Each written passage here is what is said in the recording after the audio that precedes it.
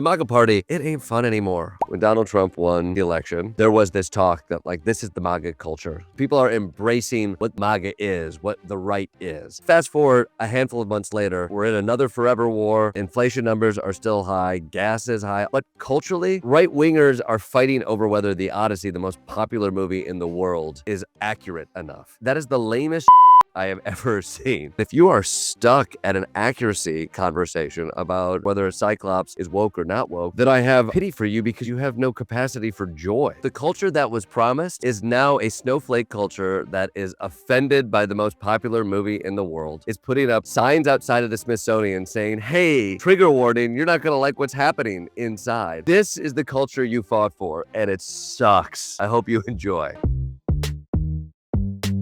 Hello and welcome to Obsessed, the podcast. I'm Matt Wilstein from The Daily Beast, and today on the show, I am so excited to be joined by an Emmy-winning comedian and writer who joined The Daily Show as a correspondent 12 years ago and is now among its rotating hosts. He earned 3 more Emmy nominations this year, including 2 for his excellent special, Jordan Klepper, Fingers the Pulse, Give the Man a Prize. Jordan Klepper, welcome to Obsessed, the podcast.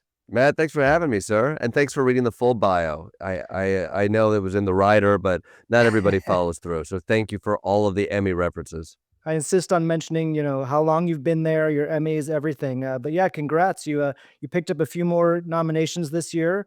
And I definitely want to talk about your special. But first, we're talking now at the beginning of your week hosting The Daily Show this week as the rotating host after Jon Stewart Mondays. But people will be hearing this after you've finished it, right after you've finished it. So I thought what we could do is kind of get your quick takes on some of the, summer news stories before we lose you and The Daily Show for, I think, about a month in August. Yeah, we got we have a week left of shows, and then we're gone for a month, only to come back with full force. So get all of the Klepper and the Daily Show and the Leidick and the Stewart and the Costa and the Chang and the Johnson that you can get. Yeah, now's the time. So yeah, I wanted to sort of get your quick takes on these. So this is the first one is we're just coming off this very strange White House Correspondents' Dinner redo weekend where we finally got to see Trump's comedy routine, the one that he was so excited to show us before everything went awry last time. I don't know if you got a chance to check much of that out, but what'd you think? Hilarious, as always. One of my favorite roast comedians, Donald Trump. Donald Trump kept getting lost in the premise.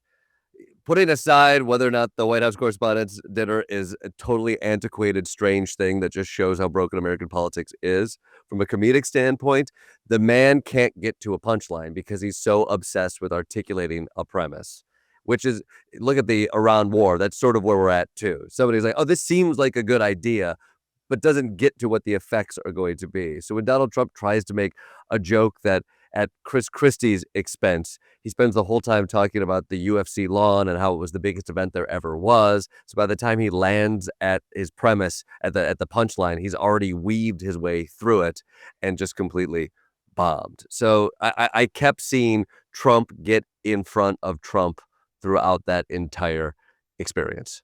Yeah, it seemed like it was pretty awkward in the room. I feel bad for the few people who decided to go to the second round. It was a smaller crowd, but a tight-knit group that really just wanted to see Trump's stand-up routine, I guess. I don't know what your expectations were, but if you haven't been paying attention to the news, you were surprised that he overtalked, he was self-indulgent, and when given the reins to be comedic, which inherently depends on a little bit of self-awareness and poking fun at yourself, he biffed that assignment. So that should be a shock to no one in the room who actually pays attention to the news. Okay, the next one. Mitch McConnell, dead or alive? Buffering. Just buffering? Just buffering. I think we've seen Mitch McConnell buffer in the past.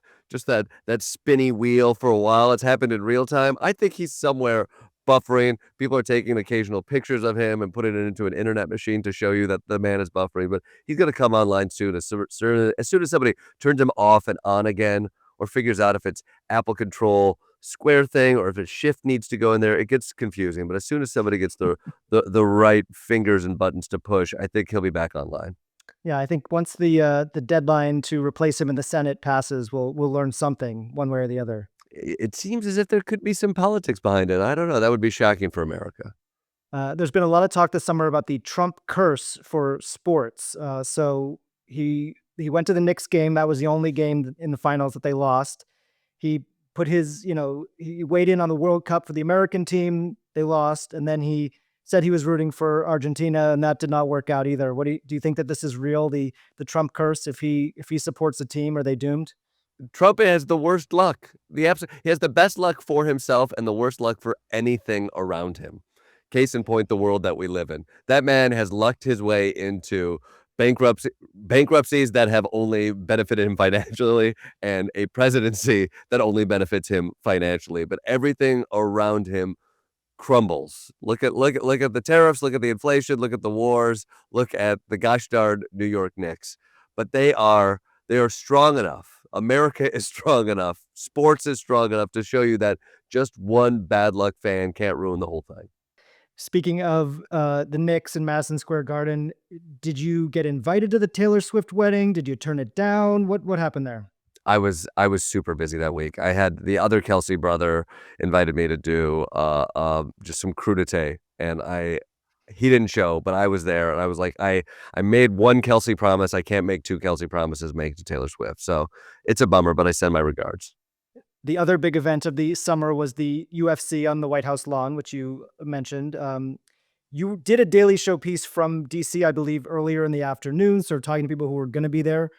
Why did you not attend? Did you not want to end up like Nate Bargatze, or what happened? Yeah, you know what? I've been to so many of these events. To get into these events, first of all, we tried to get media credentials to get inside, and for some reason, we were denied those credentials. So I don't know what happened there, but we would have been nothing but polite and excited to just watch. But you gotta be a diehard. You have to wait in line for 8 hours to go into an event, and I've been to Trump events, and they do not take care of you. They don't plan. There's never enough water. There's never enough shade.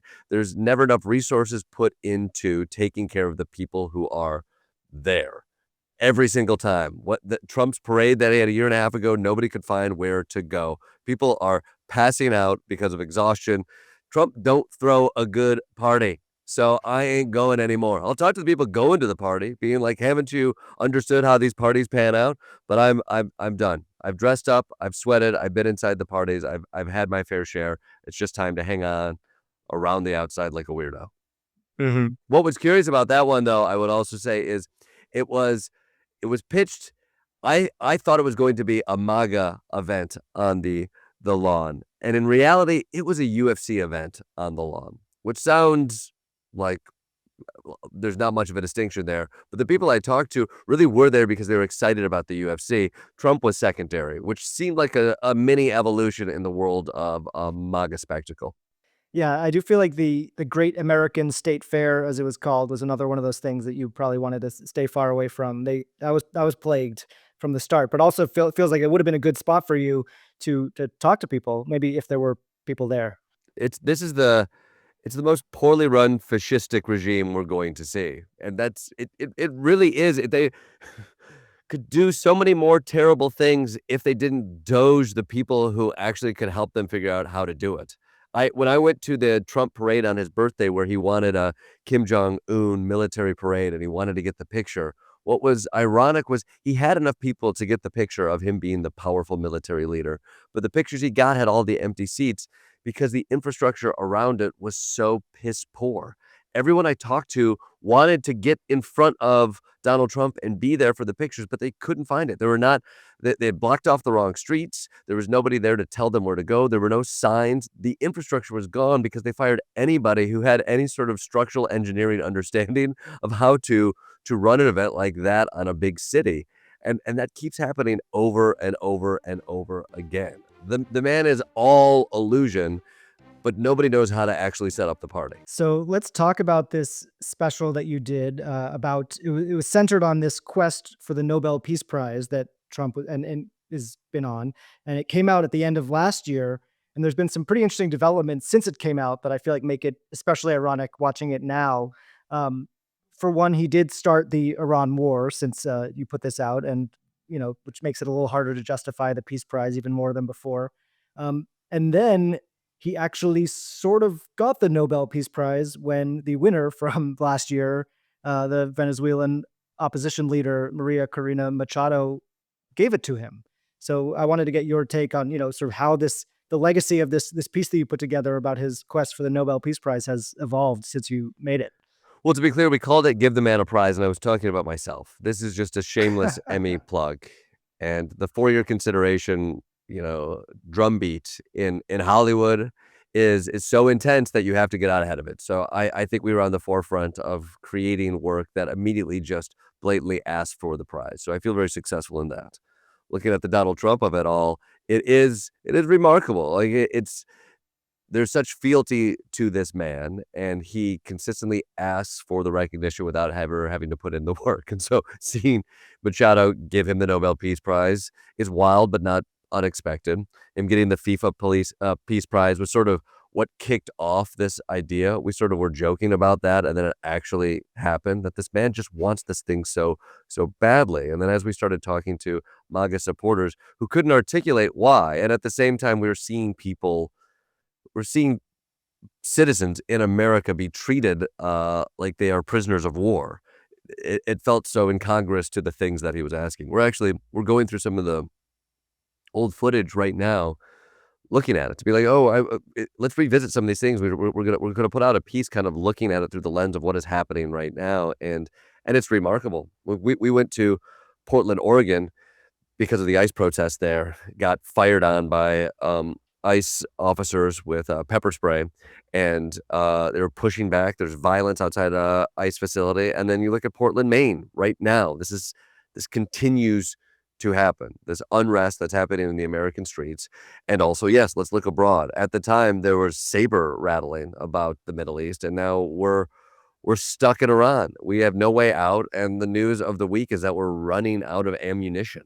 It's crazy. I wish we could move on to other stories, but there is no completion in it. That's what I think initially when we pitched this and doing these specials, we're trying to find what the story of the moment is. And at that time, it is the lunacy of what Donald Trump wants and the effort that he puts in to get it. And also the America that we live in is so contradictory to the one in which he wants credit for. And unfortunately, that premise hasn't changed. Do you have an idea for another sort of 30-minute special along these lines that you feel like warrants that time to really explore and travel and put that into? We're talking about it right now. We're gonna hit the road probably in a month to start piecing it together. This last one I got to get naked at a bike ride, so I'm looking for any way to get my junk out and really wave it around. It seems like the Emmy voters like that, and again, that's why we do this. So I'm looking for a nudity-friendly, Trump-adjacent story to follow. I think in reality, we're coming up on midterms, and there's a lot of questions around what the Republican Party is, what they're going to run on, and also what the Democratic Party is and what they are running on, and where the energy is. And so we're trying to put our ear to the ground, to finger the pulse, if you will, and see, like, what is the narrative around these midterms? Let's dive into that. Let's go talk to some people. This is how we sort of craft these pieces, is we see the stories of the moment. We talk to people about how they see the stories. We fingers the pulse, see what the man on the street energy is, and then we expand it and go to places to kind of fill that story out. So I think it will be midterm specific. It is wild just thinking about how you are basically a full decade into going out there, interviewing these MAGA supporters. So you have this long timeline now of talking to these people and getting their opinions and seeing where they are. How have they changed from that, first years when you were going out to now when you go out on, before the UFC event or other places around the country and talk to these people? Changed is an interesting change is Maybe. an interesting word. I don't know. Americans think they change, but they work super hard to just make sure that the facts that they're giving solidify where they are right now. I think every time I check back into the MAGA faithful, they're still fighting the same fight that they fought 8 years ago. It seems like they've lost the plot. I think they may have lost the energy.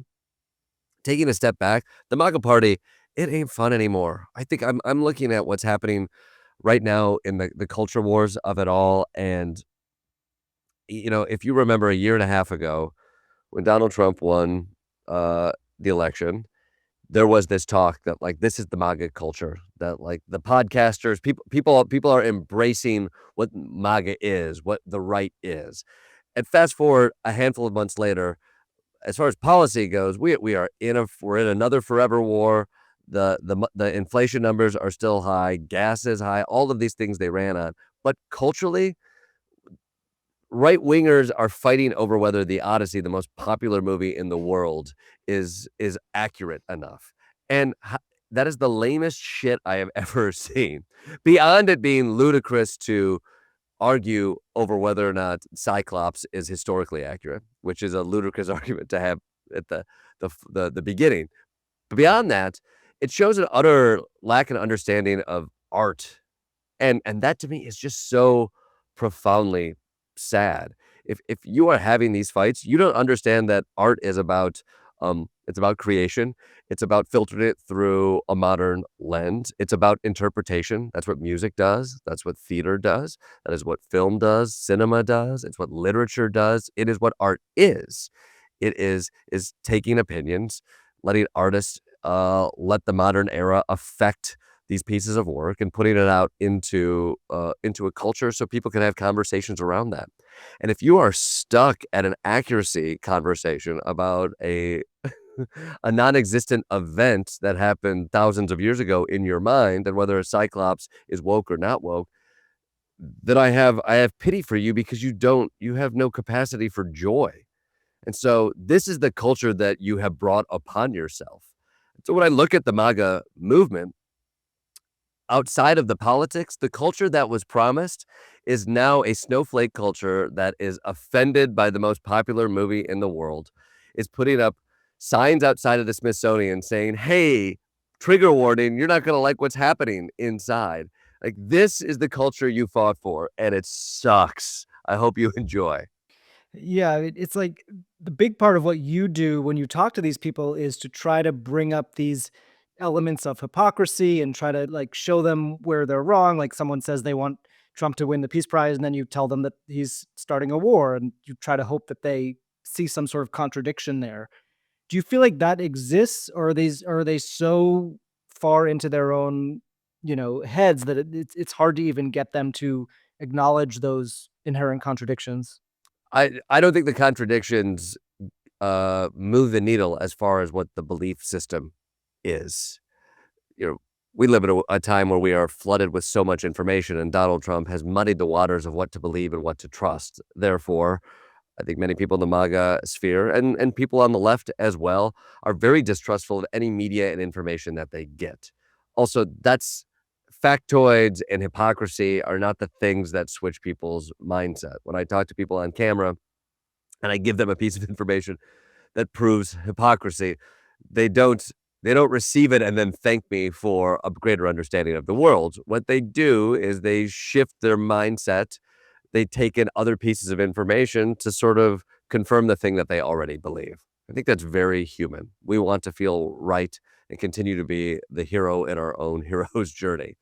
Um, Actual changing of people's minds or admitting that you are wrong about something doesn't happen on social media platforms, it doesn't happen on television, it happens in spaces where other people can connect and not have to perform a more certain view of the world that they see, but instead, like, open up about the things that they don't know, and that would mean also somebody from a progressive side of things being open about the things that they don't know, the failures that they have seen, and then meeting people who have a more conservative mindset opening up about that as well. Like this idea that a hypocrisy or a fact will change somebody's mind is a bit of a liberal pipe dream. And the formats for those conversations to take place, they do not benefit people who come at them with an open mind. So therefore I don't get to see the moments of change on camera, but I get to see glimmers of it off camera one-on-one with people who actually are more unsure about the world, like a lot of people are, and aren't afraid to say it because they're not being recorded and put out for other people to say it. Yeah, I mean, if these pieces that you're making are not meant to change people's mind, is it just to make like-minded people laugh, or how do you view your goal when you go out and talk to these people? Yeah, it's not an advocacy piece. Like the goal of what my job out there is not I'm trying to change a Trump supporter's mind. I walk out there because there is a hypocrisy or that I want to expose and or prod, see what is behind it. There's a mindset that I'm curious about, and also I have a bias towards humor. Like there's something happening in the news. People think this thing that might be absurd. I want to go talk to these people. I want to find humor in it. I want to point out the hypocrisy. I want to walk through moments of mindset to either find a joke or find something that is revelatory about why people believe something, or find an example of how easy it is for people to believe something. So that is our goal. I mean, I think we're always open about that. The Daily Show, like our bias is towards comedy. We take that very seriously. We are fact based and we care about the things that we say, but that's what we're going out there for.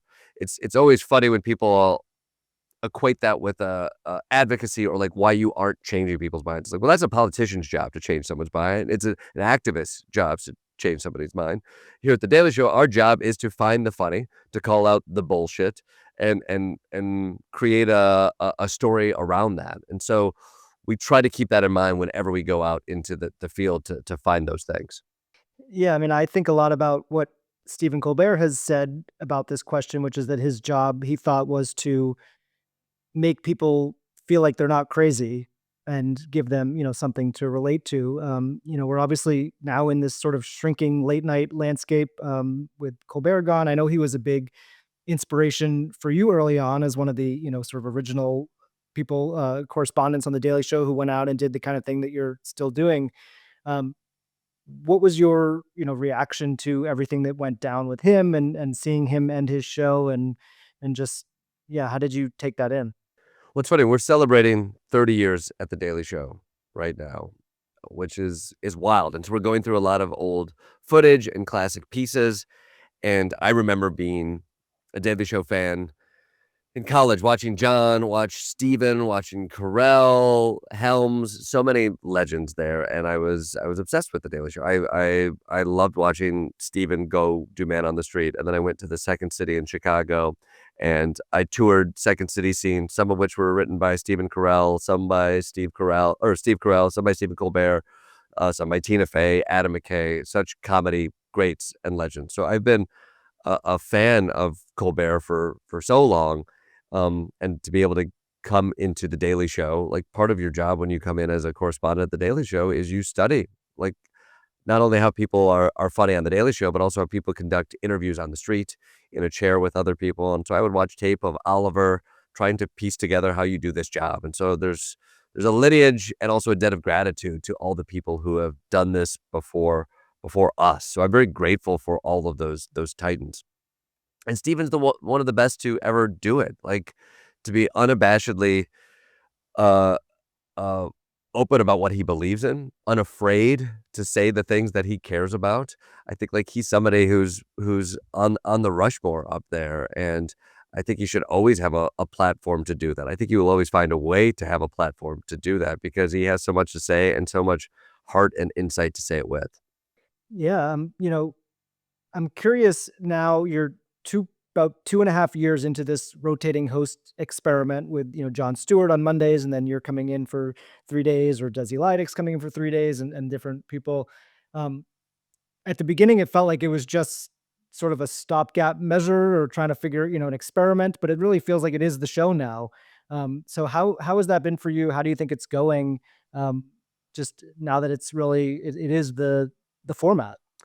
I love it. If we can get rid of Ronnie Chang and lose some of that dead weight, I think it would really, really sing. But even with him on board, it's okay. The The Daily Show, in celebrating 30 years, has been through a lot of shit, has evolved, has adapted, has changed. We've been through multiple hosts. We've been through a period where we had rotating hosts, and I think because of that, we garnered sort of a skill set of how to make this show with different point of views. And initially, when it was announced that it was going to be this rotating host situation with John on Mondays, we were all very excited, but very unsure as to whether or not this was a sustainable format. And I think we all very much like it. It's given us a new format for attacking the news throughout the week. we get to do a John deep dive on a Monday, and then Tuesday through Thursday, we can be more agile responding to news of the day, and we can also take our new takes. Like, if John went really deep on something on Monday, then we don't have to go as hard on a Tuesday or a Wednesday on that thing, and we can find other things to play with. Also give space for somebody like me who can host for a week and then can go out and do a special and a deep dive. I can do a fingers the pulse thing and still keep doing man on the street, keep talking to people, field pieces, and then hop back in the chair and bring my point of view there. So it allows me to stay agile with that. And it keeps everybody fresh. Hosting a show is exhausting. I think for an audience too, like, you got used to one person being the voice of a show, and suddenly The Daily Show found multiple people being the voice of the show, but you still understand what The Daily Show is about.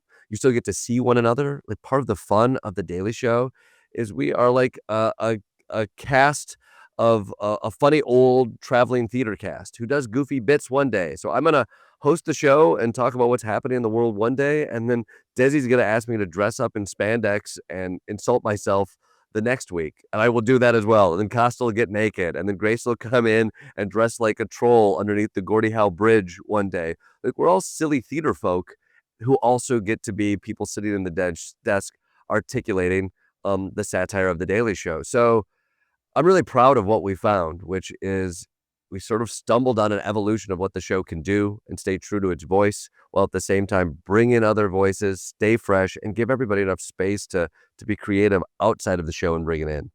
Yeah, it does seem like it must have eliminated at least any sense of competition that did exist when Trevor left and they were bringing in these celebrities to do kind of tryouts, and then you guys were getting to do your own tryouts.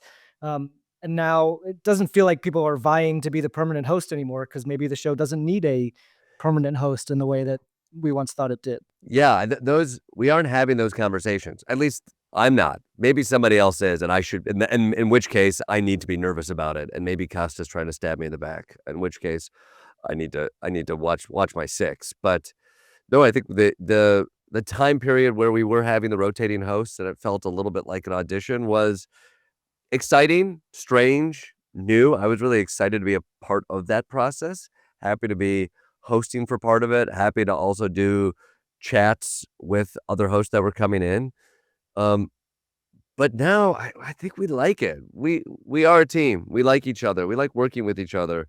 It's not about like this being one of our shows. I think we've all worked here for over a decade. Like, we're proud to be members of The Daily Show, not vying to be the face of The Daily Show. I do think it feels very sustainable now. There was a moment when David Ellison came in to Paramount, and I think Jon Stewart kind of joked about it a little bit on the show, where it was a little bit uncertain what was going to happen. I'm sure this is a difficult thing to talk about or sensitive thing to talk about, but did you feel that at all? And does it feel any different now, or is there anything that you've noticed with the new ownership? I would say what we are lucky to have here at The Daily Show is the bubble of doing a show next to a horse stable in Hell's Kitchen. Like, we are constantly under the gun of putting up a show day in and day out, and I know there are these top line conversations happening about the state of late night, top line articles being written about, like, what can happen where. Like, what I am seeing as somebody who goes out in the world is that people are engaging with The Daily Show in ways they never have in the past. People are watching on linear. They're seeing my specials. They're seeing clips. They're going to TikTok, our social feeds. Like, we have found ways to make the show bigger and connect more than it ever has before, and that feels really good at The Daily Show. Like, in many ways, The Daily Show has never had more success than we've had right now. And part of our success is that it's exhausting, and you can only think about doing your job, and you don't think about all the BS that is happening outside of it in the business, because our business is seeing what's funny in the chaos around us. So that's where my head has been in this last year and a half. And again, having gone through host quitting on air, COVID, and writers' strikes, like, there's been uncertainty at this show, but we've been around for 30 years, and you figure out how to, tell your truth and find your funny with your friends, and that's sort of the job day in and day out. You said that the Trump supporters who you talk to on the street have not necessarily changed that much over the past 10 years. One big change I'm sure for you is that you get recognized more. More of these people know who you are. Um, how has that changed for you, just sort of becoming a more famous face figure when you're out and about? I think about, how Sacha Baron Cohen basically had to start, putting on more and more absurd prosthetic makeup to still do what he does out there. Have you felt a change in the ability to do what you do? We've had to adapt a little bit. I think it's now when I am recognized in the wild at a Trump rally, it has a twofold effect. There's some people who see me and they get frustrated. They don't want to talk to me. They don't like my videos. But there's a decent chunk of folks who recognize me and see that as an invitation to engage in a conversation, to be on television. Like fame is one thing, but you know what's larger than fame? It's a camera and the ability to talk to a camera. I think like Americans love attention, and so that tends to trump, for lack of a better word, whatever recognition they see in me. And also, a lot of people at these events, they're getting news fed to them from their pals on Facebook and don't interact with our content. So there's still this bifurcation of information sources that allows me to go out there and talk to people. And more often than not, if they recognize me from The Daily Show, to them, they see it less as a threat of the guy from The Daily Show and more of, oh, this is a person who I've seen talk about these things. I want to be a part of that conversation. You mentioned the off-camera conversations that you've had with people that maybe are more nuanced or show some change. Is there anyone who's ever come back to you later, like found you later and said, "You talked to me 7 years ago and now I'm a completely different person," or anything like that? I've I mean, I've had people come up and tell me that they've shown clips to family members or what have you, and that has helped with conversations. I'd like to have more. I'd like to know more about that. I don't always know. To me, clips are often sent around as exclamation points as opposed to invitations for conversation. But however you use it, God bless. Go with God. I have people who I've talked to who I will see at rallies again, and more often than not, they want to talk and engage. There's folks who I've talked about on the show. There's someone named Edward who I took to a Kamala rally because I saw Edward at so many rallies, and he believed everybody was a paid actor at Kamala events. So I took Edward to an event, and his mind didn't change about Kamala Harris, but his mind did shift about what the support for Kamala Harris looked like. So seeing that up close was helpful. Talking to somebody who I remember a moment there where he had some very glib moments about parenting trans children, and talked to a mother who had a trans child. And it was a very tense conversation, but a very human one that I think, again, I don't know if it moved a needle, but like it's hard to look somebody in the eye and actually see, oh, this is not just a retweet that I can get a like on. This is a human being who's dealing with this. And you confront somebody with that, they feel things. I've told a story about the brick suit guy who's a famous person at Trump rallies who I had like a tense situation with and then ended up spending 3.5 hours with. And then now who I've seen multiple times at rallies since then, and we're very cordial with each other. And again, I think he understands what I do. He used to hate what I did, and I think the last time I saw him, he was like, "I don't love what you do, but I'm no longer gonna actively try to stop people from talking to you. They can make up their own choices. You engage in good faith arguments with them. I'm gonna let that thing happen." And then we talk about like our families and how we are doing. So there's a human connection that does take place there. It's a bit of a liberal fantasy that there are changes that take place with these conversations. Um, but but off camera, looking people in the eye and spending time with them, there are so many more viewpoints that live outside of our political ones that are easy touchstones for people to find connection. I think something that people wonder a lot about is what happens to the MAGA faithful when Trump is gone. And, not to get too morbid about it, but do you have any sense of that having talked to these people? Is it still all about him, or is it something that can live on beyond him? It's very Trump specific. It's the last few I've gone out to where I've started to ask the question about the torch being passed to a Vance. I get no reaction about JD Vance's name. I throw out a Marco Rubio, and some of the people who are perhaps more politically inclined see some tactical reasons to support these people. But Donald Trump is an identity. He created a brand that people can put on their heads and be a version of that bold, brash, cruel id, and they like that, and they've lived that identity for 10 years. I don't know where that gets passed because more often than not, the conversations that I have, we talk politics, but it's not about politics with a lot of the people. Politics is the language that identity speaks with when you're at a rally. I saw somebody like Elon Musk for a while, obviously not going to run for president, but he had a larger than life personality mixed with success. He was an easy symbol for the MAGA folks to rally around for a little while. And I think it's a person like that that they're searching for. But it's not uncommon for me to talk to people at MAGA rallies who were supporters of Barack Obama, who were supporters of the Grateful Dead. And it sounds crazy to be like, "You like Donald Trump and Barack Obama," but you have to remember, like, like, those were people who ran for president who felt like they were offering a true change in the moment. They were performers, they were larger than life, they were people you could hang symbols on top of and could draw crowds. They were people who led parades, and I don't know if I see a lot of people who are grand marshals in parades in the current field, in the MAGA field specifically.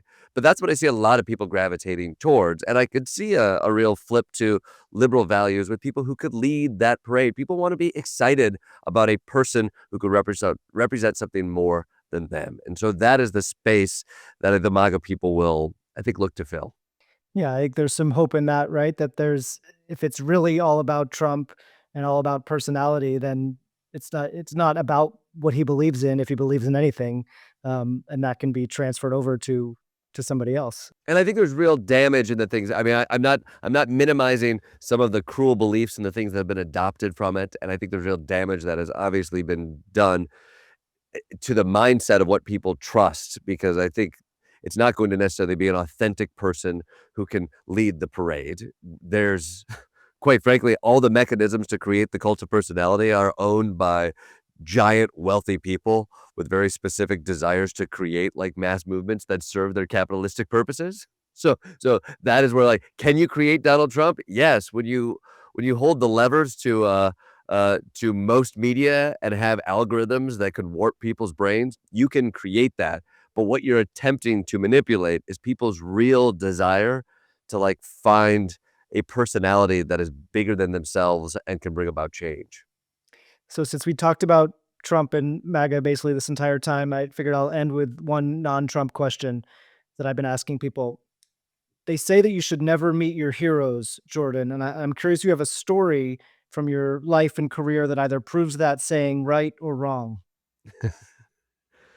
Uh, I no, I mean, I have been lucky. I think, like, I've been lucky to meet some of my heroes and have only been proven right.